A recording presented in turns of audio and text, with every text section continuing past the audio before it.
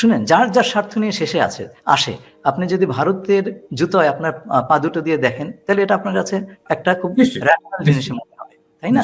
তো আমরা তো কেবল শুধু আপনি যদি না, কিন্তু ঘটনাটা হচ্ছে খলিল ভাই যে নিশ্চয়ই আমি আমার স্বার্থ দেখব, কিন্তু আরেকজনকে পদানত করে, আরেকজনের নাগরিক মানবিক অধিকারকে নিষ্পেষিত করে আমি তো আমার স্বার্থকে ধরে রাখতে পারবো না। এটা খুবই সিম্পল ইকুয়েশন। সেটাই তো তার মিস্টেকটা তো তাদের ওইখানে। আমার মনে হয় এই জিনিসটা এখন ভারতের হয়তো বোধগম্য হবে, কারণ অনেক সময় বিশাল বিশাল আমি জাস্ট বলি যে ভারতের কিভাবে বোধগম্য হবে, মানে হাসিনাকে তারা আশ্রয় দিয়েছে, এবং হাসিনাকে আশ্রয় দেওয়ার পরে প্রফেসর ইউনূস নিজে বলেছে যে হাসিনা যদি চুপ থাকে, হ্যাঁ, চুপ থাকা উচিত। এটা তো প্রফেসর ইউনূসের পরিষ্কার বার্তা যে হাসিনার চুপ থাকা উচিত। ইন্ডিয়ান সরকার কেন তাকে কথা বলতে দিচ্ছে? আমি যদি মনে করি যে তার প্রাণ বাঁচানোর জন্য তাকে আশ্রয় দিয়েছে, তাকে এই কাজগুলো কেন করতে দিচ্ছে? মানে হাসিনা কি ইন্ডিয়ার মাটিতে বসে বাংলাদেশে পলিটিক্স করবে? এটা কি ইন্ডিয়া চায়? সবগুলো পালাচ্ছে, কোথায় পালাচ্ছে? ইন্ডিয়া পালাচ্ছে। মানে আওয়ামী লীগের লোকজন যে পালিয়ে যাচ্ছে, কোথায় আশ্রয় পাচ্ছে? ইন্ডিয়ায় যাচ্ছে।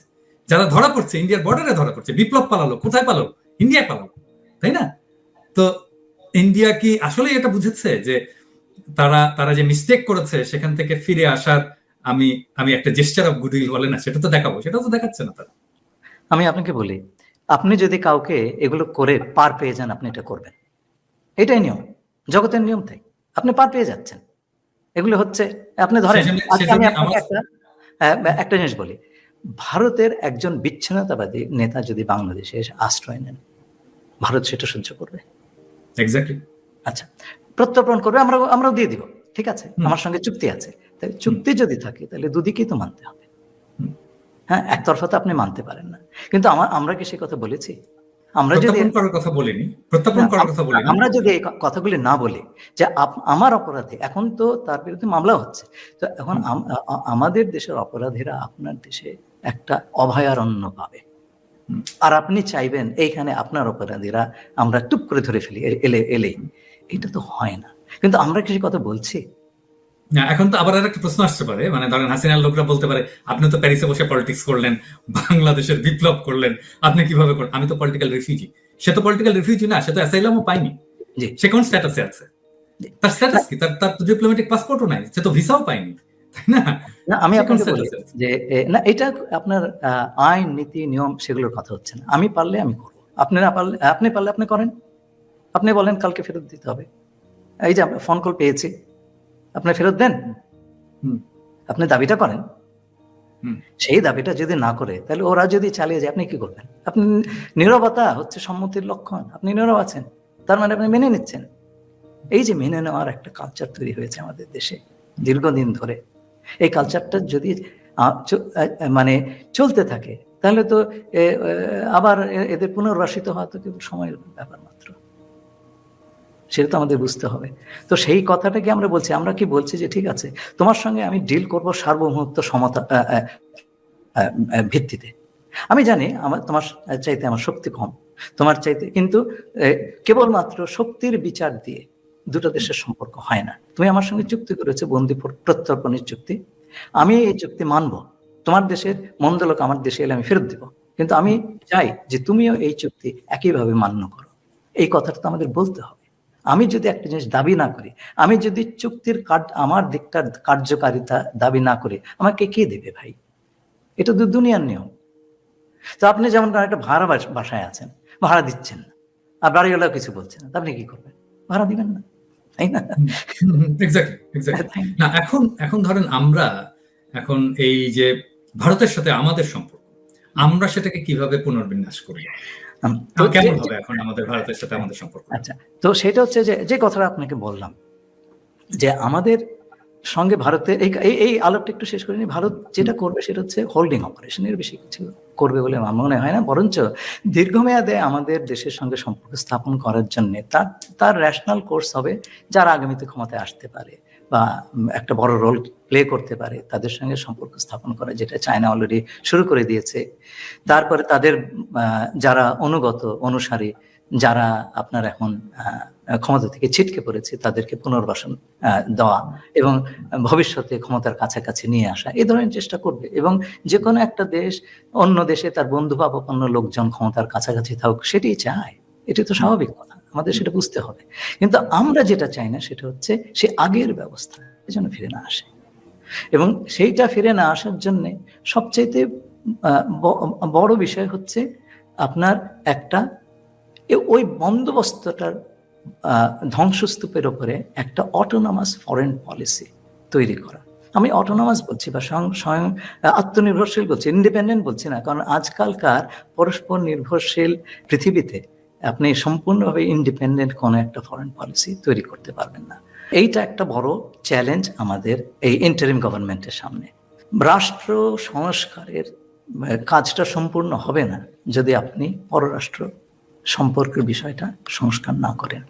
যে জায়গায় চলে গিয়েছিল বাংলাদেশের ফরেন পলিসি বলে কিছু ছিল না, আপনাকে সেটা তো পুনরুদ্ধার করতে হবে, পুনর্নির্মাণ করতে হবে, এবং সেটা পুনর্নির্মাণ করতে হবে এমনভাবে যেটা আমাদের স্বার্থ সমুন্নত রাখে। আমি আসবো, কিন্তু তার আগে আমি আরো দুটো চ্যালেঞ্জের কথা বলে নিচ্ছি।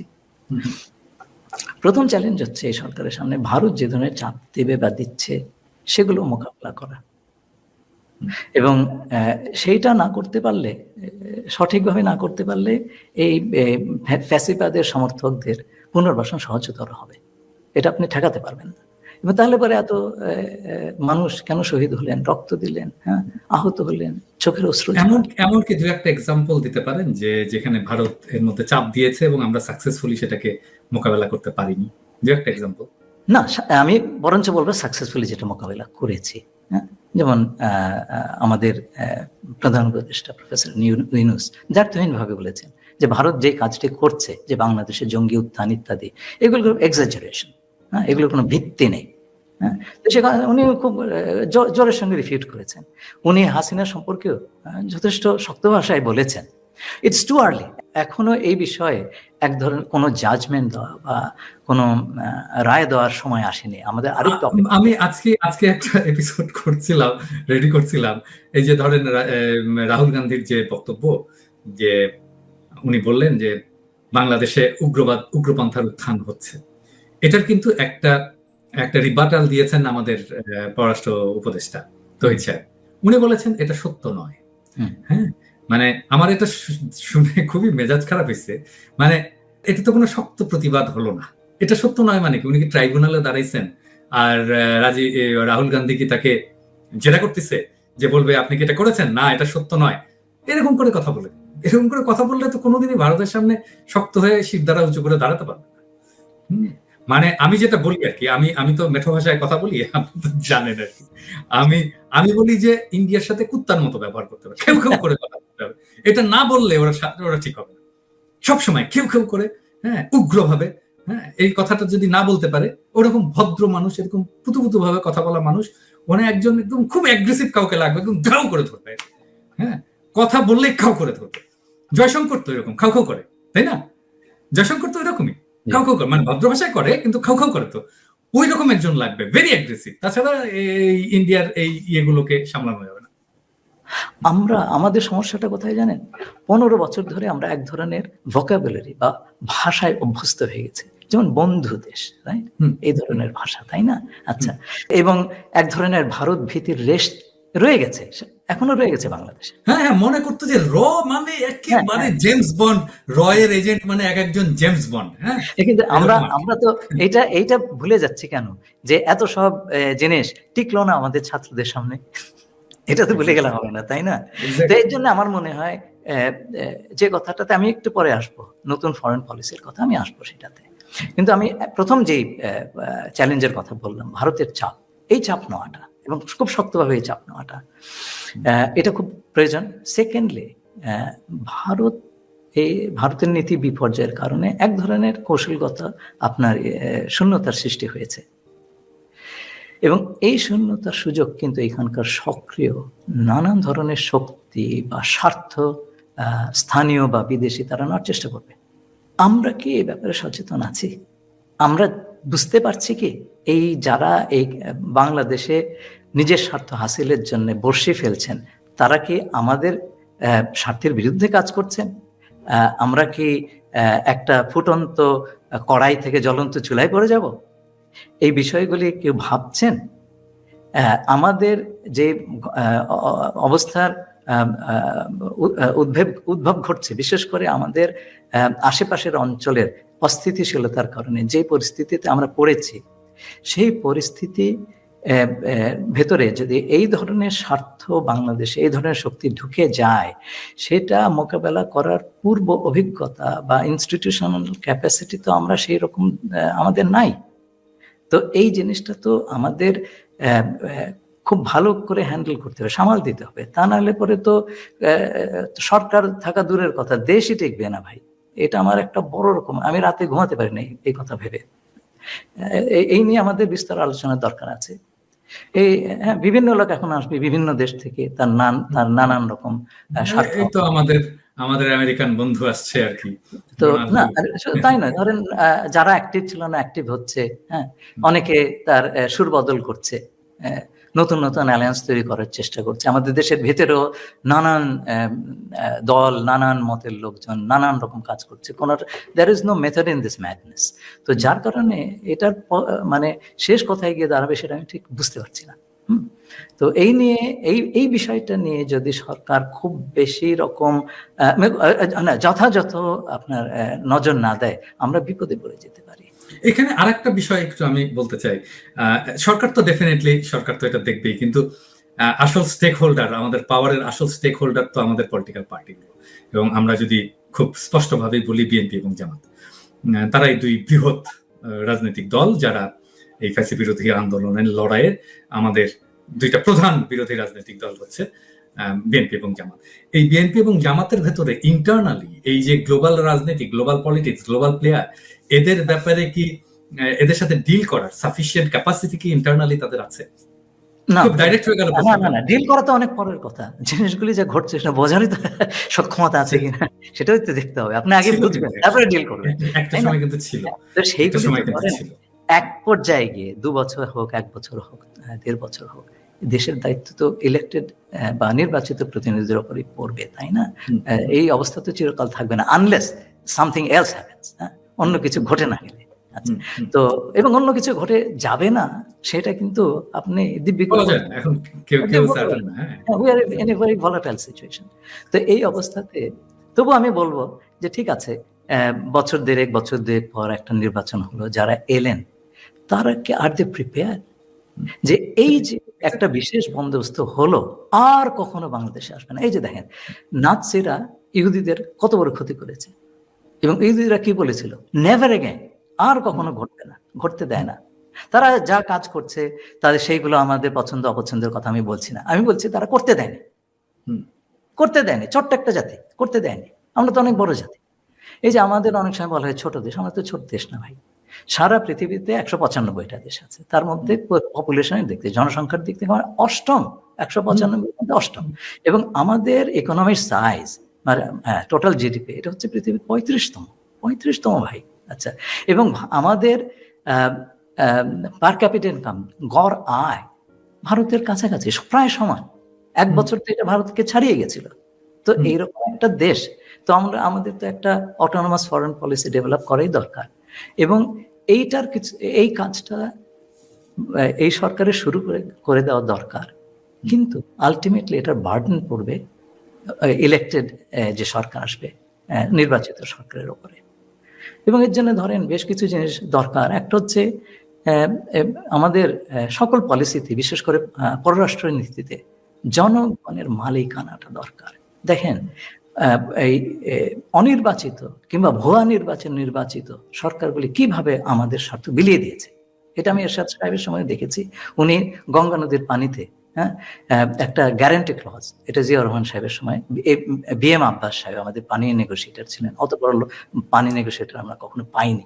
তিনি গ্যারান্টি ক্লজের বন্দোবস্ত করেছিলেন, এরশাদ সাহেব ছেড়ে দিলেন ক্ষমতায় থাকার জন্য। তারপরে তো গত 15 বছর দেখেছি আমাদের যে সমস্ত স্বার্থ কিভাবে বিলিয়ে দেওয়া হয়েছে, এটা যেন গণিমতের মান। হ্যাঁ, তো এই জিনিসটা যেন না হয়, অনির্বাচিত সরকার কিংবা ভুয়া নির্বাচিত সরকার যেন না আসে। আমার মনে হয়, এবং এর জন্যে তত্ত্বাবধায়ক সরকার ফিরিয়ে আনা দরকার। এবং আমি আরেকটা অবজারভেশন দিব, 2001 সালে যে তত্ত্বাবধায়ক সরকার হয়েছিল তার প্রধানের প্রাইভেট সেক্রেটারি হিসাবে আমি দেশে ফেরত গিয়েছিলাম জাতিসংঘ থেকে। আমি সামনে থেকে দেখেছি যে ওই নির্বাচন কিংবা রাজনৈতিক দলগুলোর বিহেভিয়ার ইত্যাদি। আমাদের দেশে দেখবেন আপনি প্রত্যেকটা 2001 সালে আপনি প্রাইভেট সেক্রেটারি ছিলেন, প্রধান উপদেষ্টা। হ্যাঁ, সেই কারণে আমি একেবারে সামনের রো থেকে দেখেছি কি ঘটে। তো আমাদের ভাগ্য ভালো, আমরা একটা নির্বাচন করে, আমরা বলতে হবে সরকার একটা নির্বাচন করে সসম্মানে স্থান ত্যাগ করতে পেরেছিল। আপনি এক জায়গায় ঢুকলেন, তার চাইতে বড় জিনিস হচ্ছে আপনি সম্মান সহ বেরিয়ে যেতে পারলেন কিনা, সেই কাজটা সম্ভব হয়েছিল। তো ধরেন এই যে প্রত্যেকটা তত্ত্বাবধায়ক সরকারের সময় আপনি দেখবেন আগের সরকারটা ফেল করে গেছে, তারা পাশ করতে পারে নির্বাচন। কারণটা কি জানেন? আমার ধারণা 5 বছর লম্বা সময়, প্রথম 2 বছর তারা যে সমস্ত ওয়াদা করেছিল সেগুলো পালন করার চেষ্টা করে, তারপরে মাঝপথে পথ হারিয়ে ফেলে, নানান রকম দুষ্কর্মে নেমে পড়ে। 5 বছরের বদলে আমেরিকার মতন 4 বছরের নির্বাচন হলে তাহলে পরে দেখবেন আপনি 2 বছর ঠিক মতন কাজ করছে, তারপর তো নির্বাচন এসে যাচ্ছে পরবর্তী 2 বছর, তখন ওই ক্ষমতা হারানোর ভয়টা খুব থাকবে। এবং আমার মনে হয় আমি 4টা-5টা নির্বাচনে এই 4 বছর মেয়াদী সরকার দরকার হবে, যাতে করে মানুষ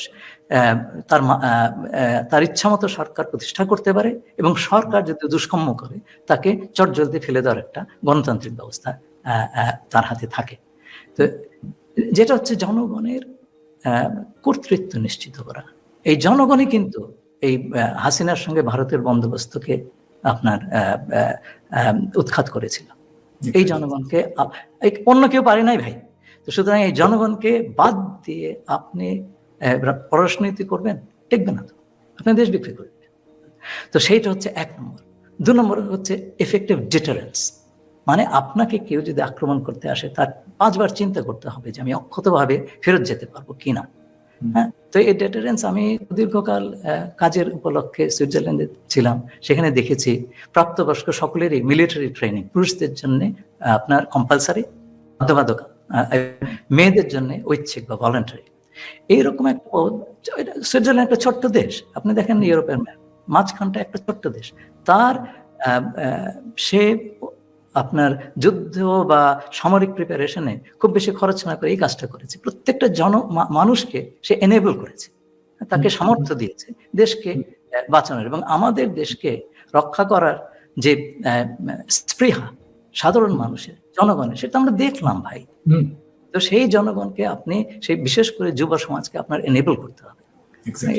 এই দেশকে দুর্যোগের সময়, এই যে বন্যার সময় আমরা দেখলাম, ট্রাফিক নিয়ন্ত্রণের সময় দেখলাম, যে কোনো দুর্যোগের সময় আমার দেশ আক্রান্ত হলেও হ্যাঁ তারা যেন দেশের জন্য দাঁড়িয়ে যেতে পারে। তো এই জিনিসটা যদি বাইরের শত্রুরা জানে বা মিত্ররা জানে, তারা আমাদের সঙ্গে দুষ্কর্ম করার আগে 3 বার চিন্তা করে দেখবে। 3 নম্বরটা হচ্ছে ফরেন সার্ভিস। আমাদের ফরেন সার্ভিসে, আমি তো সেই সার্ভিসের লোক, খুব মেধাসম্পন্ন ছেলে প্রতি বছর যায়, কিন্তু যখন দেখবেন সর্বোচ্চ লেভেলে ডিপ্লোমেসি নাই, দেশ বিক্রি করার চেষ্টাই হচ্ছে আসল, তখন ডিপ্লোমেসি কিন্তু কিছু বিশেষ করার থাকে না, চাকরি করতে হয় বেচারাদের পারে। কিন্তু একটা অটোনমাস ফরেন পলিসি, যেখানে আমাদের দেশের স্বার্থটা হবে প্রধান, যেখানে যে কোনো দেশের সঙ্গে আমার পার্টনারশিপ হবে স্বার্থের ভিত্তিতে, কোনো বন্ধু শত্রু বলে কিছু নাই। এই যে সকলের সঙ্গে বন্ধুত্ব শত্রুত্ব এগুলো হয়েছিল কোল্ড ওয়ারের সময়, আমাদের তো জন্ম কোল্ড ওয়ারের সময়, সেখানে পৃথিবীটা 2টো ভাগে ভাগ ছিল, হ্যাঁ, পুঁজিবাদী সমাজবাদী ভাগ। যারা সেই একটাতেও যেতে চায়নি তারা জোট নিরপেক্ষ করেছে এবং তাদের নীতি ছিল সমদূরত্ব বজায় রাখা জোটের থেকে, সবার সঙ্গে বন্ধুত্ব, কারোর সঙ্গে শত্রু না, কাউকে আমি খাপাবো না। সেই দিন গত হয়ে গেছে, তো আমাদের চিন্তা পাল্টায় নাই, চিন্তা তো বদলাতে হবে। এখন হচ্ছে যে আপনার স্বার্থগত নৈকট্য, আমি যেটাকে একটা সাম্প্রতিক নিবন্ধে বলেছি ভ্যারিয়েবল জিওমেট্রি। যার সঙ্গে আমার স্বার্থের ব্যাপার আছে তার সঙ্গে আমি কাজ করব, তার সঙ্গে আমার স্বার্থের নৈকট্য থাকবে। আর যার সঙ্গে আমার স্বার্থের বিরোধ হবে তার সঙ্গে স্বার্থগত দূরত্ব থাকবে। আমাদের সকল কিছুই হবে আমাদের জাতীয় স্বার্থকে সর্বোচ্চ আদায় করা। এর বাইরে ফরেন পলিসি আর কোনো কিছু, সব দেশে তাই করছে আজকাল, তা এর বাইরে আর কোনো কথা নেই।